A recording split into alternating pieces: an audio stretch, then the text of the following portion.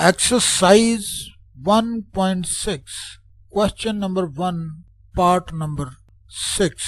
ये जो system of equation दिया गया है इनको दो मेथड से हल करना है, मैट्रिक इन्वर्जन मेथड से और क्रैमर रूल से। तो हमने 5 क्वेश्चन कर लिए थे। 5 क्वेश्चन का मतलब कि 5 पार्ट हमने हल कर लिए थे। अब हमने आज 6ठा पार्ट हल करना है। Question 1 part number 6, 4x plus y is equal to 9 minus 3xy is equal to minus 5। तो सबसे पहले मैट्रिक्स इन्वर्जन मेथड से हल करते हैं। क्वेश्चन 1 पार्ट नंबर 6, इक्वेशन लिखी 4x plus y is equal to 9 minus 3x minus y is equal to minus 5। Solution लिखा और उसके बाद इक्वेशन एक बार फिर लिख ली, 4x plus y is equal to 9 minus 3x minus y is equal to minus 5। और उसके बाद इसको मैट्रिक्स फॉर्म में लिखना है। मैट्रिक्स फॉर्म क्या होती है? कोफिशिएंट होते हैं उनका एक मैट्रिक्स, एक वेरिएबल का मैट्रिक्स जो कि कोफिशिएंट के मैट्रिक्स से मल्टीप्लाई हो रहा होता है, और एक कांस्टेंट का मैट्रिक्स जो कि इन दोनों के इक्वल होता है। इस तरह करके हम लिख लेते हैं, ये कोफिशिएंट का मैट्रिक्स, वेरिएबल का मैट्रिक्स और इज इक्वल टू के निशान के बाद कांस्टेंट का मैट्रिक्स हमने लिख लिया है। अब इसको इनके नामों से लिख लेते हैं। Let's A is equal to, जो ए मैट्रिक्स है उसकी एंट्रीज हैं 4 1 -3 -1, वो हमने लिख ली हैं। उसके बाद एक्स मैट्रिक्स लिख लेते हैं। एक्स मैट्रिक्स की एंट्रीज एक्स और वाई है जो वेरिएबल का मैट्रिक्स है। बी मैट्रिक्स की एंट्रीज 9 और -5 है जो कि कांस्टेंट का मैट्रिक्स है। अब हमने इक्वेशन लिख लेनी है, x is equal to A inverse B, और उसके बाद ए इनवर्स फाइंड करना है। ए इनवर्स फाइंड करने के लिए हमें 3 चीजों की जरूरत होगी, एक तो मैट्रिक्स ए, दूसरा डिटर्मिनेंट ऑफ ए और तीसरा adjoint of A. Matrix A की एंट्रीज हमारे सामने ही है, वो वहां से देखकर हम लिख लेते हैं 4 1 -3 और -1, ये इसकी एंट्रीज हैं। और डिटर्मिनेंट ऑफ ए फाइंड कर लेते हैं। डिटर्मिनेंट ऑफ ए फाइंड करने के लिए डिटर्मिनेंट फॉर्म में लिखते हैं, एक को और ए की एंट्रीज को पैरेलल लाइन के अंदर लिखते हैं। तो लिख लिया है हमने। अब इसका डिटर्मिनेंट फाइंड कर लेंगे। ये वाली एंट्री इससे मल्टीप्लाई होगी, माइनस के निशान के बाद ये वाली एंट्री इससे मल्टीप्लाई होगी।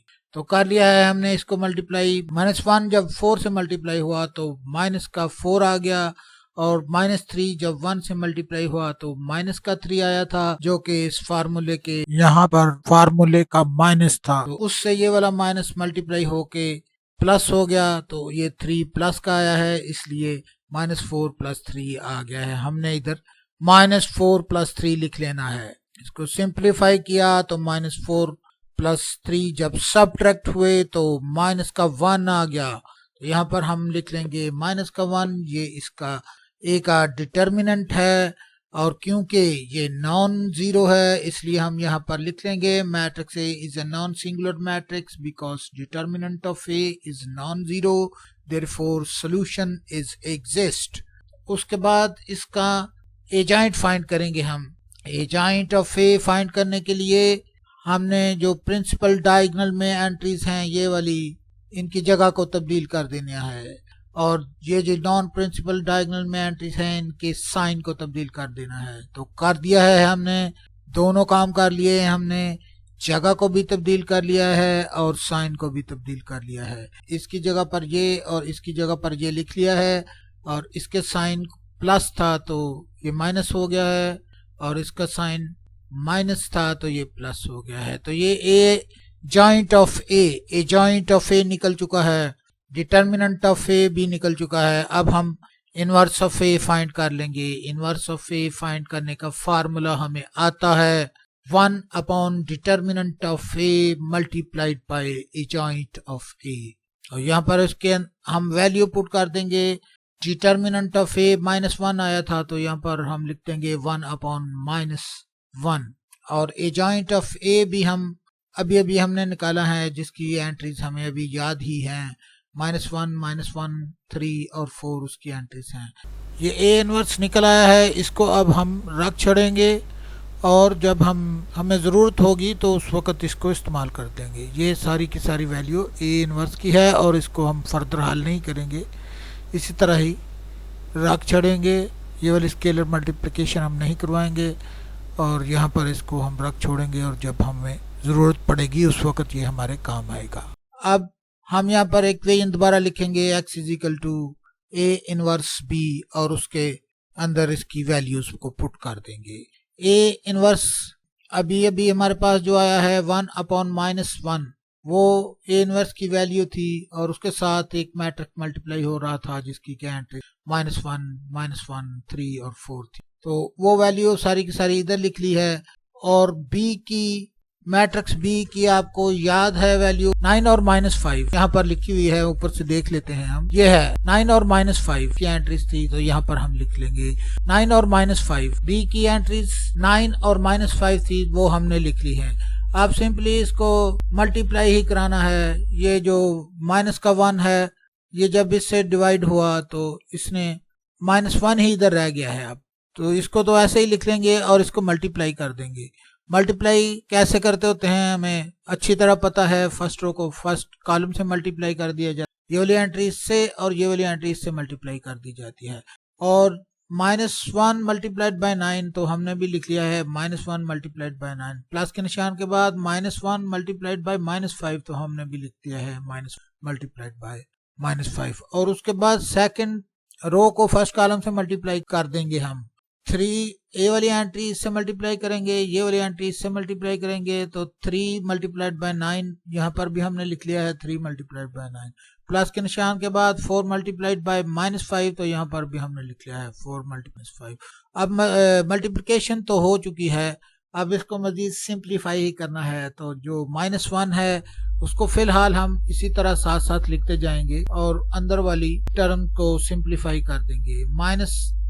-1 मल्टीप्लाइड बाय 9, माइनस का 9 आ गया और -1 मल्टीप्लाइड बाय -5, ये वाला माइनस है ये वाला माइनस है, ये आपस में मल्टीप्लाई होंगे तो ये प्लस हो जाएंगे और ये वाला प्लस का ही निशान है तो यहाँ पर प्लस आ जाएगा, तो ये सिर्फ प्लस का 5 आ जाएगा इधर, तो हम इधर लिख लेंगे प्लस का। तो हमने लिख लिया है और इसमें 3 9 27 होते हैं तो यहाँ पर हमने 27 लिख लिया है। और 4 5 20 होते हैं, क्योंकि ये माइनस का निशान है तो इसलिए ये वाला 20 माइनस का आएगा जो इससे मल्टीप्लाई होगा। तो माइनस इससे मल्टीप्लाई होगा तो फिर भी माइनस ही रहेगा, माइनस जब प्लस से मल्टीप्लाई होता है तो माइनस ही रहता है। तो यहाँ पर माइनस का 20 हम यहाँ लिख लेंगे -20 और एक आध स्टेप में इसको और सिंप्लीफाई करेंगे। उसके बाद x की वैल्यू हम कैपिटल X की वैल्यू जो थी वो पुट करेंगे। -1 ऐसे लिखा और -9 + 5 माइनस के 4 के बराबर होता है। -9 + 5 माइनस के 4 के बराबर और 27 - 27 के बराबर होता है, तो यहाँ पर हमने लिख लिया है। तो अब ये जो = 2 है इसके या x लिखा हुआ है, ये वाला x है = से पहले, तो इसकी वैल्यू को आपको पता हो क्या थी? मुझे तो याद है उसकी x और y एंट्रियां थी, यहाँ लिखी होंगी ये हैं, तो इसको हम इधर लिख लेंगे कैपिटल X की जगह पर x और y लिख लेंगे और उसको स्केलर मल्टीप्लिकेशन अब कर भी देंगे। अब इसकी स्केलर मल्टीप्लिकेशन कर देंगे, जब -1 -4 से मल्टीप्लाई होगा तो 4 आ जाएगा और -1 जब 7 से मल्टीप्लाई होगा तो माइनस। ये दोनों मैट्रिक्स इक्वल हैं।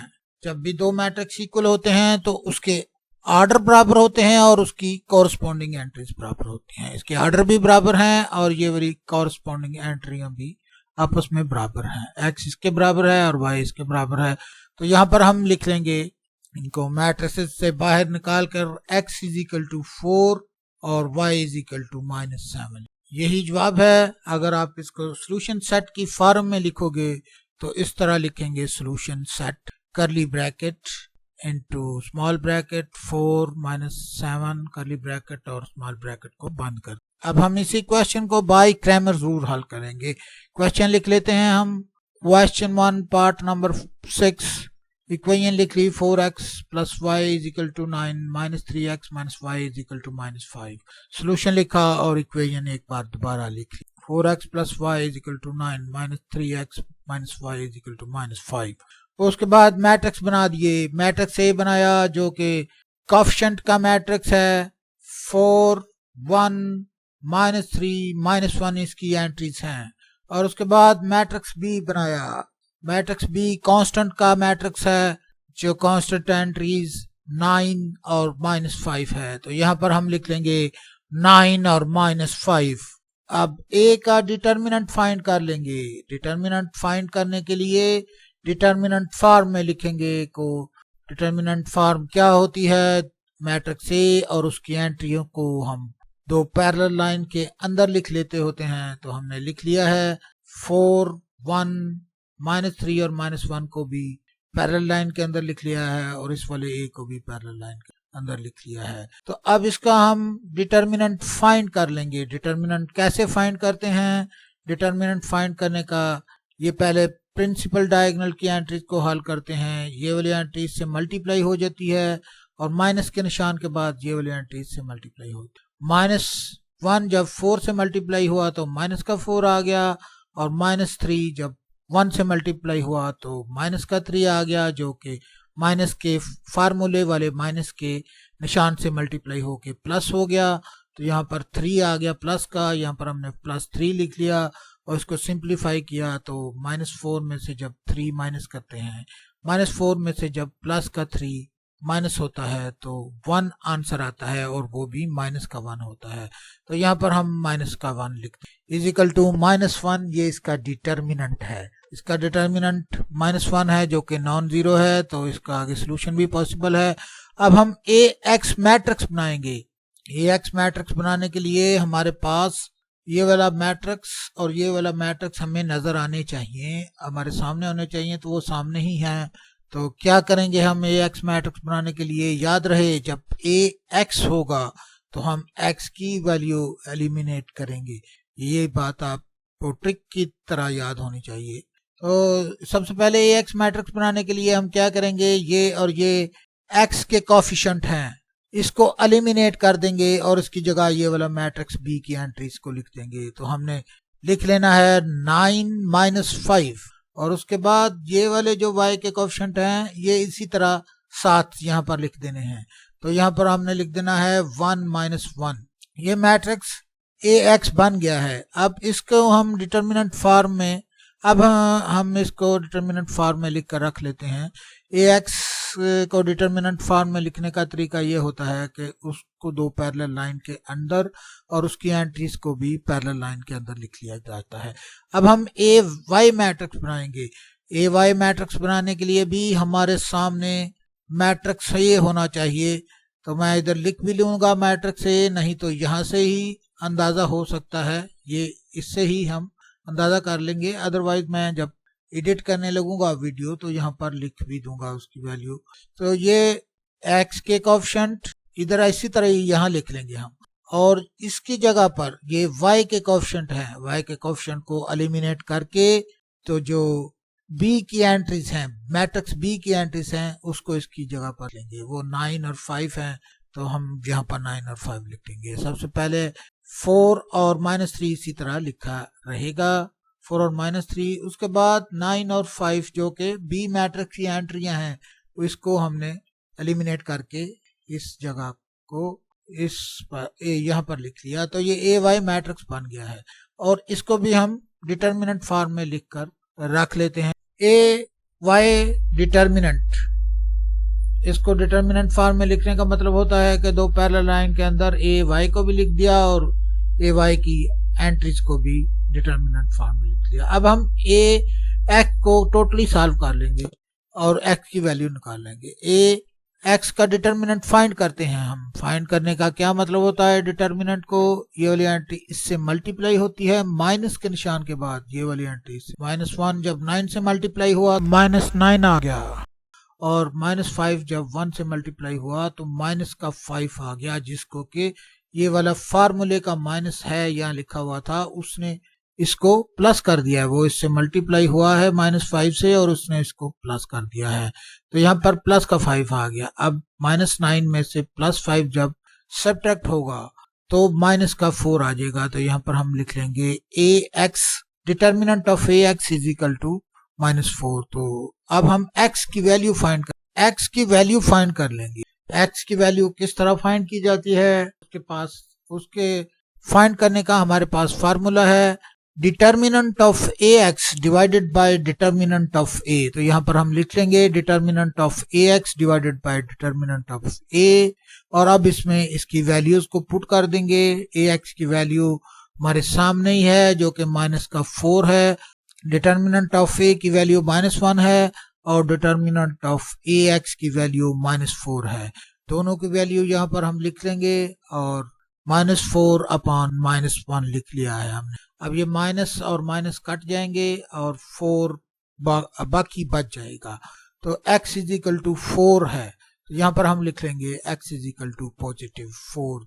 और यहाँ पर हम अब ए वाई को सॉल्व करना शुरू कर देंगे। ए वाई का अब डिटर्मिनेंट फाइंड कर लेंगे। डिटर्मिनेंट फाइंड करने के लिए ये वाली एंट्री इससे मल्टीप्लाई का होती है और उसके बाद माइनस का निशान आता है। उसके बाद ये वाली एंट्री -5 जब 4 से मल्टीप्लाई हुआ तो -20 आ गया, और -3 जब 9 से मल्टीप्लाई हुआ तो -27 आ गया, जिसको कि यहाँ पर एक फार्मूले का माइनस था वो इस माइनस से मल्टीप्लाई हुआ तो उसने इसको पॉजिटिव कर दिया। तो यहाँ पर 27 जो होगा वो +27 आएगा। अब इसको फर्दर सिंप्लीफाई किया तो -20 + 27 जब आपस में सब्ट्रैक्ट होंगे तो ये 7 आ जाएगा और ये पॉजिटिव का 7 होगा। तो यहाँ पर हम +7 लिख देंगे। अब y की वैल्यू निकालेंगे हम, वो फार्मूला हमें अच्छी तरह आता है y की वैल्यू निकालने का, determinant of A Y divided by determinant of A. तो यहाँ पर हम लिख लेंगे determinant of A Y divided by determinant of A. Determinant of A Y हमारे पास है जिसकी वैल्यू 7 है, और डिटर्मिनेंट ऑफ ए भी हमारे पास है जिसकी वैल्यू -1 है। दोनों की हम वैल्यू पुट कर देंगे इस फार्मूले को में, तो y इज इक्वल टू आ जाएगा 7 अपॉन -1। जो ये वाला नीचे माइनस है डिनोमिनेटर में वो -7 कर देगा। इस 7 को ऊपर वाले न्यूमरेटर में जो 7 है उसको -7 कर देगा। तो y की वैल्यू -7 आ गई है। तो यहाँ पर हम लिखते हैं, यहाँ पर हम लिख लेंगे y इज इक्वल टू -7, और अब हम इसको सोल्यूशन फॉर्म में भी लिख लेंगे। Solution form is curly bracket small bracket, उसके बाद 4 -7 और उसके बाद स्मॉल और कर्ली ब्रैकेट को क्लोज कर देंगे। और उसके बाद ये वाला क्वेश्चन नंबर 1 का पार्ट नंबर 6 सारे का सारा हल हो चुका है। अब हम अगली वीडियो में क्वेश्चन नंबर 1 का पार्ट नंबर 7 हल करेंगे।